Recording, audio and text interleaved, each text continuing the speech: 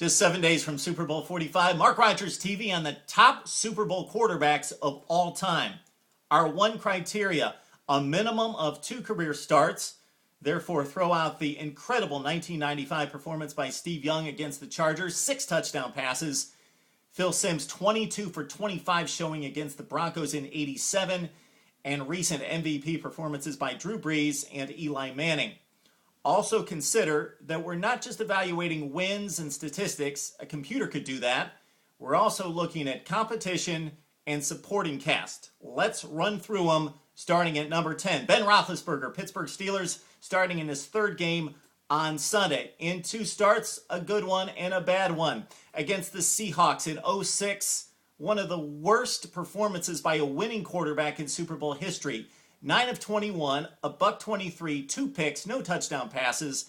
The big plays made by the Steelers in that game by Hines Ward, Antoine Randall L., and Willie Parker. Roethlisberger just got in the way, so thank those other guys and the officials for the Steelers' 21-10 win over the Seahawks. But Big Ben came back in '08 against the Arizona Cardinals, lit them up 21 for 30 for 256, and the game winner to Santonio Holmes in that Steelers victory.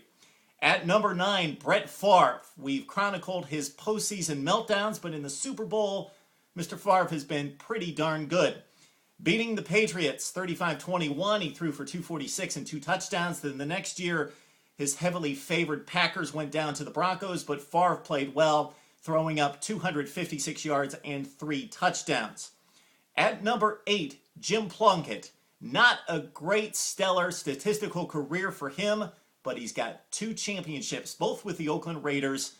Coming over from the San Francisco 49ers, Plunkett, given up for dead, led the Cinderella 1980 Oakland Raiders over the Eagles. He won the MVP in that game.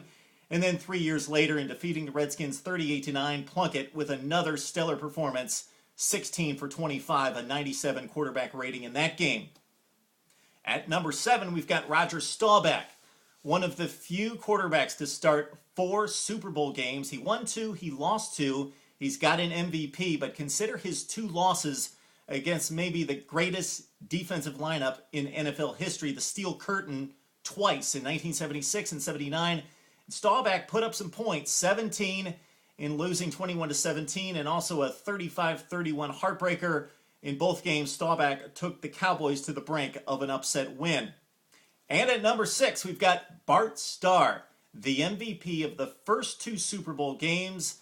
Bart Starr, 16 of 25 for 250 and a couple touchdowns in that first Super Bowl championship against Kansas City, 35-10. Then he came back with another MVP performance, this time against the Raiders in another rout, in throwing a 66-yard touchdown pass to Boyd Dowler.